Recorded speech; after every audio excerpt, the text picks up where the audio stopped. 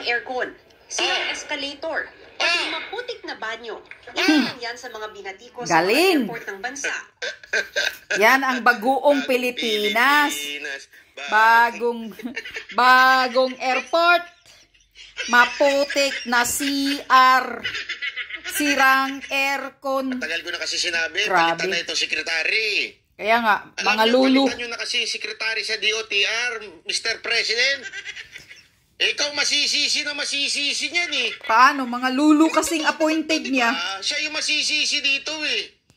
Eh, wala nang mga... DOTR secretary nang kailangan dito bata-bata eh. Yung Kaya nga. matigas, yung pag nagtatrabaho, yung bibo, ilagay mo si Isko dyan. Sus, pag si Isko yan, ang ganda ng airport. Kasi ako, kunwari ako presidente, halimbawa lang naman, kung ako presidente, bakit ako maglalagay nung medyo alam mong para pumunta ng opisina? Kailangan pa ng tungkod. Kailangan pa ng tungkod. Bibo. Yun yung ganun kukunin mo eh. Mga matatanda na kasi na appointed ni Kuting. Siyempre kukunin mo yung mga matitikas, yung mabibilis kumilos. Kaya nga. Bakit ka kukuha ng mga lulu. Alam mong para makapasok sa opisina, kailangan ng airport. Hirap ng lumakad. Nagsisa sa pagdinig ng Senate Committee on Public Services. Madalas pong madumi, mainit, sirang mga pasilidad, kulang-kulang ang serbisyo, maging domestic airports man o international. Pa-flight. Actually, dapat nga medyo ito walang biro ho dapat yung magkaroon ng edad sa mga government official. Kaya nga. Sana may age limit yung mga appointed. Hindi naman natin siya nilalait yung mga matatanda. Hindi yun ang punto ko doon. Kaya nga lang kasi kailangan na ang Pilipinas, masyado na tayong naiwan. Talagang nasa huli na eh. Tayo. Alam niyo yun? Lalo na ngayon. Bayan natin sobrang under Marcos. sa ibang bansa. Ito simple na lang eh. Ito halimbawa yung airport. Pinag-uusapan, escalator. Basic lang yan. Putik sa CR. Oh my God, nakakasuka. Mainit na aircon. Diba? Ito yung basic. Correct. Basic yan eh. Sa ibang airport, ano na pinag-uusapan? Ang ganda-ganda ng mga airport sa ibang bansa. Tingnan nyo, may sariling forest sa loob ng airport. Yeah. Grabe ho ang mga itsura. Yung, just to transfer from a different terminal via train. Diba? May train. Sa atin. Kaya nga. Putik. May shuttle train, may bus. Ano ba tayong bansa? Yung totoo. Talaga ba bang ganun na tayo ka... Are we settling for less? Ika nga. Ganun na ba tayo? Worse than death. Okay Banat bay? May daga, may surot. Paano? Compliments lagi ang mga ginagawa. Komplemento lang. Naunahan pa pala tayo ng Sri Lanka talaga. Thailand maganda na rin. Hindi pa ako uli nakapunta sa Thailand. Ang Thailand, ang Bangkok. Napakaganda. And of course, because of that, we have a recipe for disaster. Kung ganito lang ang ibubungad natin, sino namang gaganahan lumipad at bumisita sa ating bansa? How do we boost our tourism with airports like this? At ang escalator ng NAIA Terminal 3, tingnan sa ilang beses na paglapag doon ng Senate President. Bit-bit ka ng mabigat mong bag. Tapos, sira ang escalator. Bigat-bigat. Everybody has to walk down carrying their bags. Naawa ako sa mga senior citizens. Buti pala nadanasan ni Subiria. Kung hindi nadanasan ni Subiria, di wala na.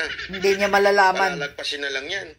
Kaya nga, tahimik ang DOTR sa kapalpakan. Ni Villar, alam mo, pag sa pamilya ko yan, nakita mo yung mga ginawa namin sa Daang Hari, yung mga subdivision na ginawa namin, puro first class. Ay, interesado si Mark kaya talaga pupunta ako dito. Baka pwede kami magtayo ng hotel dito o kaya condominium sa loob ng airport.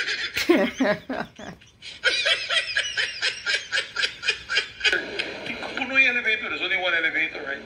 Paliwanag ng Civil Aviation Authority of the Philippines, nagtatagal daw sa bidding at delivery ng spare parts. September 14 pa ang turnover ng operasyon ng NAIA sa private concessionaire.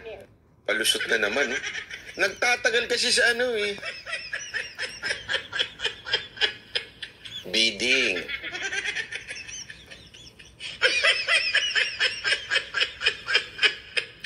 Alam na pag may bidding. Naghahanap ng katropa. Kaya nga. Yung tropa mo. Di ba may kilala ka? Yan. Sa Congress, maraming mga tropa-tropa nila dyan na makipag-bidding. 30%. Yan. 30%. Bigyan kita, may 30% ka. Tropa mo, umano yan. Yun na nga eh. Tama si Zubiri. Sino ba naman ang gustong pumuntang mga turista sa Pilipinas? Kaya, ito yung sinasabi natin na because of corruption. Yes, corruption. Kaya nagkakaganito tayo Ang number 1 problema. Diba? Kaya ho tayo nagkakaloko-loko, nawawala ho tayo sa hulog sa mga pagating ho dyan sa airport. Diba? Alam mo, tayo ata ang bansang pinakamahirap pumunta pumunta ng hotel from the airport. Yes, totoo yun. Tayo. Pilipinas ang pinakamahirap magbiyahe. Lahat. Wala kang problema Hindi mo kailangan magplano. Diba? May bus sila, may tren sila, may taxing hindi ka kukotongan. So, hindi mo kailangan mamroblema pagdating mo dun. Mamroblema ka nga lang bago ka makaalis sa Pilipinas. Bakit? Yung immigration, power trip. Yeah. Diba? May immigration mga mangungutong.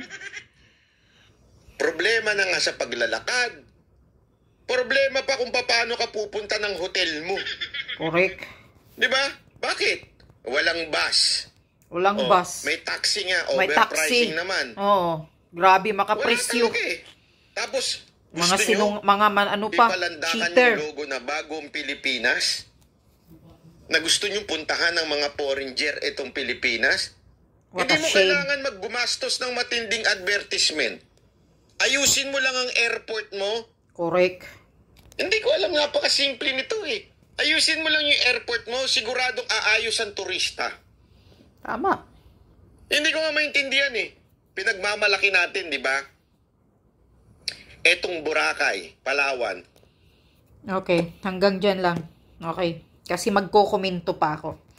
Ayan, nakikita mo, Kuting, tahimik kayo. Buti na lang pala naranasan ni Zubiri, nagbibiyahe siya, nakita niya. Kung hindi pala niya nakita to, tahimik kayo dyan, DOTR. Mag-resign ka na kasi, Bautista, DOTR, dyan. Ang dami niyong mga palusot. Matagal na yan. Ang dami ng problema sa airport. Ngayon, mas lumalala pa. Ang init-init. Yung, Diyos ko, pati CR, maputik. Nung klase? Nasaan ba ang budget? Nasaan ba ang pera para dyan? Nakalaan dyan? Nasaan yung income? Yung kita sa airport? Na ang mahal-mahal pa naman ng mga taxis dyan. Yung airport tax. Lalo na pag Pilipino ka, pag lumabas ka sa ibang bansa, nagbabayad ka dyan.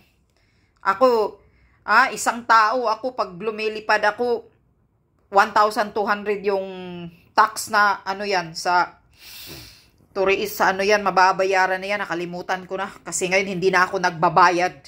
Dahil residence na ako ng ibang bansa. Kaya ganun Noon, ang binabayaran ko bawat lipad ko galing sa Pilipinas, 1,200 dyan sa airport tax. O airport yan. Nakalimutan ko na yan pangalan. Tapos iba pa yung airport tax na yan. Tapos mayroon pang mangungutong na mga porter, na mga patay gutom na nakakahiya. Tapos ngayon ganito. Di ba kayo nahihiya? Di ka ba nahihiya, Marcos Jr.? Una mong ginagawa pag upo mo, lugo. Kasi ginagawa mong baguong Pilipinas naging mabaho. Yan ang bagong Pilipinas mo. Naging baguong. Logo na ilang milyon ba yun? Ang gastos nun? O billion. Nakalimutan ko na. Tapos ang airport ganito. Tama si Zubiri. Noon-noon pa yan, sinasabi ko, sino ba naman ang turistang gustong magpunta ng Pilipinas kung ganito ang airport? Maano kasi yan Man-news yan sa around the world na ang Pilipinas na airport ganito, ganyan yung mga chismis ng mga nagbibiyahiro. Di siyempre masisira yung bansa mo. Wala nang gustong magpunta. Kahiya kayo. Yung mga matatanda na kasi mag-resign na. Kasi yung technology sa utak naiiwan na. Wala nang maayos na plano. Puro komplemento ang trabaho. Yun. Kasi ang akala nila, ganito, sanay naman ang mga Pilipino ng ganito, puro compliments. Yan, ganyan ang gobyerno. Style ng dilawan yan. Mahilig sila sa mga compliments. Kaya yun nga ang ginagawa ngayon Binubuhay ang mga tao ni Tambaluslos ng yung mga mahihirap ng ayuda-ayuda kuno, pamulitika, para sisikat siya. Ayuda-ayuda ang style dilawan, style ng mga hinayupak. Ganyan. Tigil nyo na kasi yung corruption, mga kawatan. Mga kawatan na nasa gobyerno ngayon, itigil nyo na, stop the corruption para sisikat gaganda ang lahat ng mga ahensya. Yun ang gagawin nyo, mga kupal kayo. Isa-isa lang kayo kamkam ng kamkam.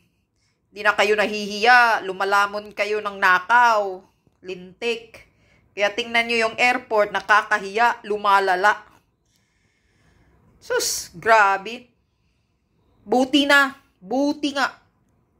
Sana, I wish, no more tourist, yung mga turistang magpunta ng Pilipinas para mag-bankrupt kayo dyan. Bankrupt yung airport income ninyo dyan, yung tourism ninyo. Sana nga wala nang magpunta sa Pilipinas. Kayo mga turista, mga taga-ibang bansa, don't go to Philippines anymore. Because the airport in Philippines, especially in Manila, is like a shit. The worst airport. The toilet is so dirty. The aircon is too hot. And then the escalator or whatever is that is not working. So it's better don't go to Philippine airport. Nakakahiya. Nakakahiya sa mga Pilipino ang ganitong gobyerno. Yan, hindi mo yan nakikita, kuting.